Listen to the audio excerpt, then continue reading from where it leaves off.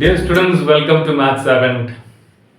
പല ഫ്രണ്ട്സും എന്നോട് ചോദിച്ചു, പല സ്റ്റുഡൻസും ചോദിച്ചു, എന്താണ് ഈ മാത്ത് 7 എന്ന യൂട്യൂബ് ചാനൽ പേരിട്ടിരിക്കുന്നത്? നമുക്ക് മാത്സിൻ്റെ കൂടെ രണ്ട് ഇംഗ്ലീഷ് വാക്കുകൂടെ പഠിക്കുന്നതിൽ കുഴപ്പമില്ലല്ലോ. എന്താണ് ഈ മാത്ത് 7 എന്ന് പറയുന്നത്? ഓക്കെ, 7 എന്ന് പറഞ്ഞാൽ നിങ്ങൾ ഏതെങ്കിലും ഒരു പെർട്ടിക്കുലർ ഫീൽഡിൽ, ഒരു സബ്ജക്റ്റിൽ വളരെ സ്പെഷ്യലിസ്റ്റ് ആണ്, അല്ലെങ്കിൽ നല്ല ഡീപ്പ് നോളജ് ഉണ്ട്, അല്ലെങ്കിൽ ഭയങ്കര കിടിലമാണ്, അതാണ് നമ്മൾ 7 എന്ന് പറയുന്നത്. അപ്പോൾ മാത്ത് 7 എന്ന് പറഞ്ഞാൽ മാത്സിൽ അല്ലെങ്കിൽ മാത്തിൽ നല്ല താല്പര്യമുള്ള, നല്ല പ്രാവീണ്യമുള്ള, നല്ല കിടലമായിട്ട് മാത്സ് അറിയാവുന്ന ആളെയാണ് നമ്മൾ എന്ത് പറയുന്നത്, മാത്ത് 7. അപ്പോൾ ഈ ഒരു ചാനലിന്റെ മെയിൻ ഉദ്ദേശം അത് തന്നെയാണ്, നിങ്ങളുടെ മാത്സിലുള്ള ഫണ്ടമെന്റൽസ്, ആ കോൺസെപ്റ്റ്സ് സ്ട്രോങ് ആക്കുക എന്നുള്ളത് തന്നെയാണ് ഈ ഒരു ചാനലിന്റെ ഉദ്ദേശം. ഓക്കെ, ഞാനിപ്പോൾ 24 വർഷമായിട്ട് മാത്സ് പഠിപ്പിക്കുന്നു. അപ്പം ഞാൻ ഇതുവരെ കണ്ട ഒരു കാര്യം എന്ന് വെച്ചാൽ, പല കുട്ടികളും, പണ്ടും ഞാനും ഉൾപ്പെടെ അതിനകത്ത് വരുന്നുണ്ട്, നമ്മൾ മാത്സ് പരീക്ഷ എങ്ങനെയെങ്കിലും ഒന്ന് പാസ്സായി കിട്ടാൻ വേണ്ടിയാണ് പല കാര്യങ്ങളും പഠിക്കുന്നത്. എന്നാൽ കോൺസെപ്റ്റ്സ് പഠിക്കുന്നുണ്ടോ എന്ന് ചോദിച്ചു കഴിഞ്ഞാൽ അതിനുവേണ്ടി നമ്മൾ അധികം സമയം കളയാറില്ല. അത് തന്നെയാണ് നമുക്ക് മാത്സ്, പലർക്കും മാത്സ് ബുദ്ധിമുട്ടായിട്ട് തോന്നുന്നതിന്റെ ഏറ്റവും പ്രധാനപ്പെട്ട കാരണം എന്താണ്? കോൺസെപ്റ്റ്സ് അല്ലെങ്കിൽ ഫണ്ടമെന്റൽസ് ക്ലിയർ അല്ല എന്നുള്ളതാണ്. സോ ഈ ഒരു ടോപ്പിക്ക് ലോഗരിതം, നമ്മൾ ഇന്ന് പഠിക്കാൻ പോകുന്ന ടോപ്പിക്ക് ലോഗരിതമാണ്. അപ്പൊ എന്റെ മെയിൻ ഒരു എയിം എന്ന് പറയുന്നത് ഈ ടോപ്പിക്ക് ലോഗരിതത്തിന്റെ ബേസിക് കാര്യങ്ങൾ, ബേസിക് കോൺസെപ്റ്റ്, ഫണ്ടമെന്റൽ എന്താണ് എന്നുള്ളത് നിങ്ങളെ പറഞ്ഞ് മനസ്സിലാക്കാന്നുള്ളതാണ്. ഓക്കെ, അപ്പോൾ മനസ്സിരുത്തി ഈ കാര്യങ്ങൾ കാണുക, കേൾക്കുക, പ്രാക്ടീസ് ചെയ്ത് നോക്കുക. അങ്ങനെയാണെങ്കിൽ തീർച്ചയായിട്ടും ലോഗരിതം എന്ന് പറഞ്ഞ ടോപ്പിക്ക് നിങ്ങൾക്ക് വളരെ സിമ്പിൾ ആയിട്ട് മനസ്സിലാവും. നമ്മൾ കുറച്ച് പ്രാക്ടീസ് പ്രോബ്ലംസ് ചെയ്യും, കോൺസെപ്റ്റ്സ് വളരെ സ്ട്രോങ് ആവും, എക്സാംസിൽ നിങ്ങൾക്ക് വളരെ നന്നായിട്ട് പെർഫോം ചെയ്യാൻ പറ്റും. ഓക്കെ, അപ്പോൾ ലെറ്റ്സ് ട്രൈ ടു അണ്ടർസ്റ്റാൻഡ് എന്താണ് ഈ ലോഗരിതം. പല കുട്ടികൾക്ക്, ഈവൻ ബിടെക് കഴിഞ്ഞ പിള്ളേരോട് ചോദിച്ചാൽ പോലും ലോഗരിതം എന്താണെന്ന് അവർക്ക് പറയാൻ അറിയില്ല, പ്രോബ്ലം ചെയ്യാൻ അറിയില്ല. ഓക്കെ, അപ്പോൾ ഒരിക്കലും അങ്ങനെ ചെയ്യരുത്. കോൺസെപ്റ്റ്സ്, ഫണ്ടമെന്റൽസ് ക്ലിയർ ആക്കി തന്നെ പോവുക. ഞാൻ പറയുന്നു, ലോഗരിതം എന്ന് പറയുന്നത് ഒരു പവറാണ്. എന്താണ്? ഒരു പവറാണ്. ഓക്കെ, ഉദാഹരണത്തിന് നമുക്കറിയാം 2³ എന്ന് പറഞ്ഞാൽ എന്താണ്? 2 × 2 × 2 ആണ്. 3 തവണ 2നെ മൾട്ടിപ്ലൈ ചെയ്തു, അപ്പൊ എന്ത് കിട്ടും? 8 കിട്ടും. ഇതെല്ലാവർക്കും അറിയാവുന്ന കാര്യമാണ്. ഇനി ഞാൻ പറയുന്നു, log of 8 to the base 2 equal to 3 ആണ്. എന്ത് മനസ്സിലായി? ഇത് മനസ്സിലായെങ്കിൽ നിങ്ങൾക്ക് ലോഗരിതം മനസ്സിലായി. ഓക്കെ, 2ന്റെ എത്രാമത്തെ പവറാണ് 8? 3ാമത്തെ പവറാണ്. അത് തന്നെയാണ് ലോഗരിതം. അപ്പോ logarithm of 8 to the base 2 എന്ന് പറഞ്ഞാൽ 2നെ എത്ര പവറിലോട്ട് റൈസ് ചെയ്താൽ 8 കിട്ടും എന്നുള്ളത് തന്നെയാണ്. So what is log of 8 to the base 2? 3 ആണ്. കാരണം 2³ ആണ് 8. മനസ്സിലായോ? ഇത്രയേ ഉള്ളൂ ലോഗരിതം. ഓക്കെ, വേറൊരു ഉദാഹരണം നോക്കാം. അപ്പൊ ബേസ് മാറുന്ന അനുസരിച്ച് ലോഗരിതവും മാറിക്കൊണ്ടിരിക്കും. 8ന്റെ ലോഗരിതം എപ്പോഴും 3 ആയിരിക്കോ? ഇല്ല.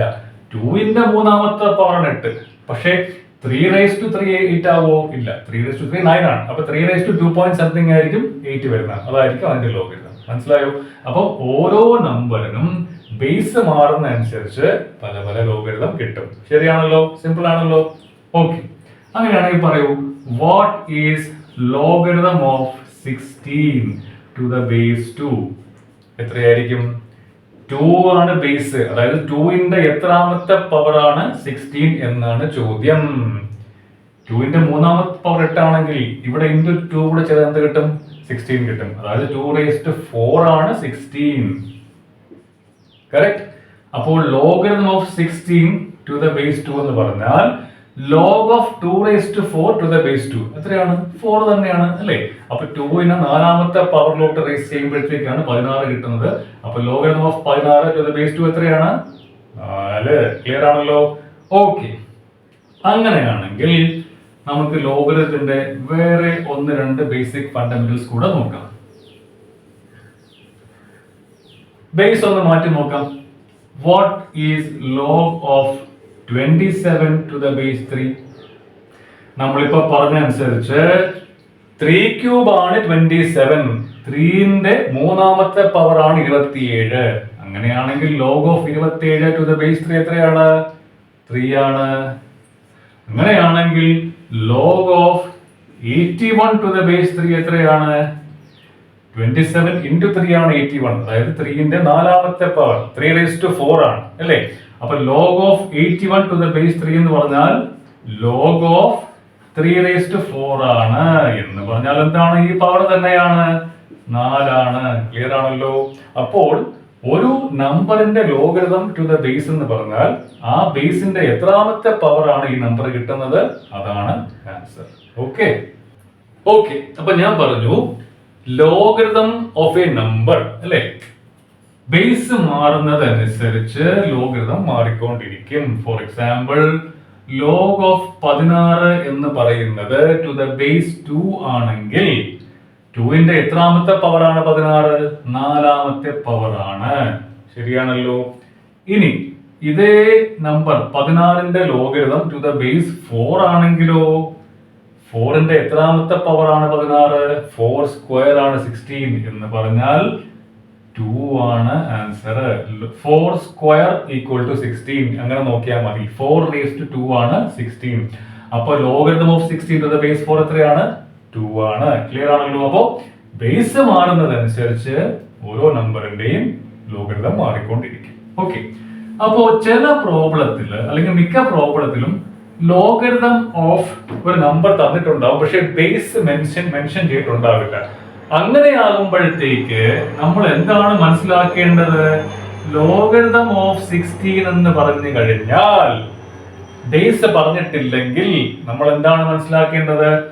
ബേസ് 10 ആയിരിക്കും. അപ്പോ ലോഗരിതം ഓഫ് എ നമ്പർ തന്നിട്ടുണ്ട്, ബേസ് പറഞ്ഞിട്ടില്ലെങ്കിൽ എന്തായിരിക്കും അസംഷൻ?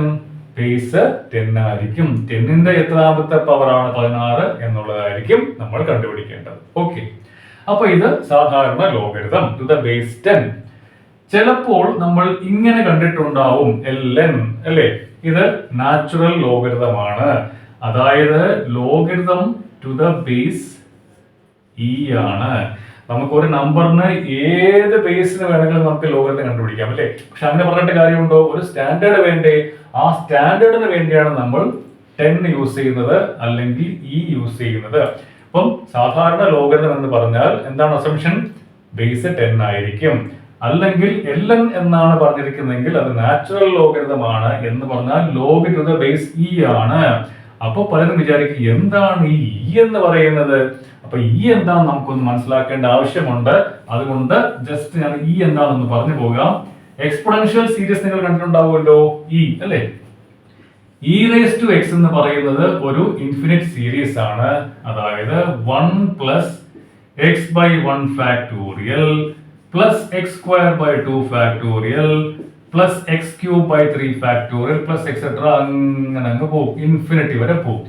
ഓക്കെ അപ്പൊ ഇതിന്റെ ഒരു ഏകദേശ വാല്യൂ കണ്ടുപിടിച്ച് വെച്ചിട്ടുണ്ട്. e എന്ന് പറയുന്നത് 2.718 എക്സെട്ര എക്സെട്ര അങ്ങനെ അങ്ങ് പോകും. ഓക്കെ അപ്പം ഇത് ഇന്റെ വാല്യൂ ആണ്. എങ്ങനെയാണ് ഇന്റെ വാല്യൂ കിട്ടുന്നത്? എക്സിന് 1 കൊടുക്കുമ്പോഴത്തേക്ക് അല്ലെ. ഇ റേസ് ടു 1 എന്താവും? ഇ ആവും. അതായത് 1 plus 1 by 1 factorial plus 1 square 1 തന്നെയാണ്. അപ്പൊ 1 by 2 factorial plus 1 by 3 factorial plus 1 by 4 factorial plus etcetera etcetera up to infinity. അതാണ് ഇ എന്ന് പറയുന്നത്. ആ ഇ ആണ് നമ്മുടെ ലോഗരിതത്തിന്റെ ബേസ്. നാച്ചുറൽ ലോഗരിതത്തിന്റെ ബേസ് എന്താണ്? ഇ ആണ്. സോ ln ഓഫ് സേ 21 എന്ന് പറഞ്ഞു കഴിഞ്ഞാൽ എന്താണ് അവിടെ ഉദ്ദേശിക്കുന്നത്?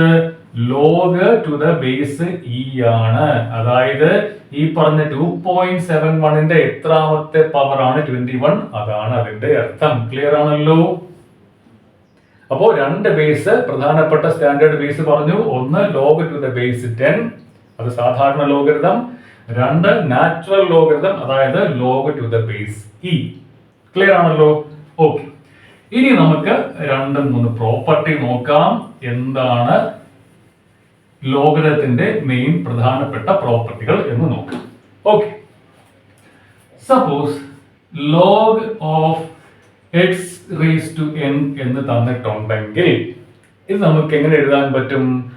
ലോഗ് ഓഫ് ഒരു നമ്പർ റേസ് ടു വേറൊരു നമ്പർ എന്ന് തന്നിട്ടുണ്ടെങ്കിൽ, അല്ലെങ്കിൽ ലോഗ് ഓഫ് ഒരു വേരിയബിൾ റേസ് ടു ഒരു പവർ തന്നിട്ടുണ്ടെങ്കിൽ ഇതിനെ എങ്ങനെ എഴുതാൻ പറ്റും? ഈക്വൽ ടു, ആദ്യം ഈ പവർ എഴുതുക, n log x. അപ്പൊ എന്താണ് log of x raise to n? n log x. അത് ഏത് ബേസും ആയിക്കോട്ടെ, ഇങ്ങനെ നമുക്ക് അതിനെ എക്സ്പ്രസ് ചെയ്യാൻ പറ്റും. ഇതൊരു ഇമ്പോർട്ടന്റ് പ്രോപ്പർട്ടി ആണ്. ഓക്കെ, നൗ സപ്പോസ് നമുക്ക് ഇങ്ങനെ ഒരു പ്രോഡക്റ്റ് ഉണ്ട് a into b. Okay, base എന്തോ ആയിക്കോട്ടെ. അപ്പൊ ലോഗ് ഓഫ് ഒരു പ്രോഡക്റ്റ് a into b, അതിന്റെ ലോഗരിതം നമുക്ക് കണ്ടുപിടിക്കണം. a into b എന്ന പ്രോഡക്റ്റിന്റെ ലോഗരിതം ടു എനി ബേസ് കണ്ടുപിടിക്കണം എന്നുണ്ടെങ്കിൽ നമുക്ക് ഇതിനെ എങ്ങനെ എഴുതാൻ പറ്റും? log of first quantity to that base plus log of second quantity. അതായത് log of product എന്ന് പറഞ്ഞാൽ log of first plus log of b ആയിരിക്കും. വളരെ ഇമ്പോർട്ടന്റ് പ്രോപ്പർട്ടി ആണ്. ഒരുപാട് എസ്പെഷ്യലി ഇന്റഗ്രേഷനകത്തൊക്കെ നമുക്ക് ഒരുപാട് ആപ്ലിക്കേഷൻ വരുന്നതാണ് ഈ പ്രോപ്പർട്ടി. ഓർത്ത് വെച്ചേക്കുക. ഇതേപോലെ തന്നെ log of a divided by b ആണെങ്കിലോ എന്ത് ബേസും ആയിക്കോട്ടെ, ഇതിനെങ്ങനെ എഴുതാൻ പറ്റും? log of first quantity minus log of second quantity. ഇതാണ് വേറൊരു പ്രധാനപ്പെട്ട റിസൾട്ട്. ഓക്കെ, നൗ സപ്പോസ് ഞാൻ ചോദിക്കുകയാണ് log of 1 എത്രയാണ്? log of 1 എന്ന് പറയുമ്പോഴത്തേക്ക് സപ്പോസ് 10 ആണ് ബേസ് എന്ന് വെച്ചോളൂ. 10 ആണ് ബേസ് എങ്കിൽ 10 എഴുതേണ്ട കാര്യമില്ല, log of 1 മാത്രം എഴുതിയാൽ മതി. അണ്ടർസ്റ്റുഡ് ആണ് ബേസ് 10 ആണെന്നുള്ളത്. എന്നാലും log of 1 to the base 10 എത്രയായിരിക്കും? 10ന്റെ എത്രാമത്തെ പവർ ആണ് 1 എന്നുള്ളതല്ലേ കണ്ടുപിടിക്കേണ്ടത്? നമുക്കറിയാം ഏതൊരു നമ്പർ റേസ് ടു 0 എത്രയാണ്? 1 ആണ്. അതായത് log of 1 to the base 10 എത്രയാണ്? 0 ആണ്. കാരണം 10 റേസ് ടു 0 ചെയ്തപ്പോഴാണ് 1 കിട്ടിയത്. 10 മാത്രമല്ല, ഇവിടെ എന്ത് ബേസ് വന്നാലും ആൻസർ എന്തായിരിക്കും? 1 ആയിരിക്കും. കാരണം 2 റേസ് ടു 0 1 ആണ്, 3 റേസ് ടു 0 1 ആണ്. ഏത് നമ്പർ റേസ് ടു 0 എടുത്താലും 1 ആണ്. അതുകൊണ്ട് log of 1 to ഏത് ബേസ് എടുത്താലും ആൻസർ എന്തായിരിക്കും? 0 ആയിരിക്കും. അപ്പോ അതൊരു ഇമ്പോർട്ടന്റ് പ്രോപ്പർട്ടി ആണ്. log of 1 എന്ന് പറയുന്നത് എന്താണ്? 0 ആണ്. വെരി ഇമ്പോർട്ടന്റ്, ഓർത്ത് വെച്ചോളാം. ഓക്കെ, അപ്പൊ ഇപ്പോൾ നമ്മൾ നോക്കിയത് ലോഗരിതത്തിന്റെ ബേസിക് ഒരു കോൺസെപ്റ്റ് ആണ്, അതിന്റെ പ്രോപ്പർട്ടീസ് ആണ്. ഇനി ബാക്കി പ്രോപ്പർട്ടീസ് ഉള്ളത് നമുക്ക് അടുത്ത വീഡിയോയിൽ നോക്കാം.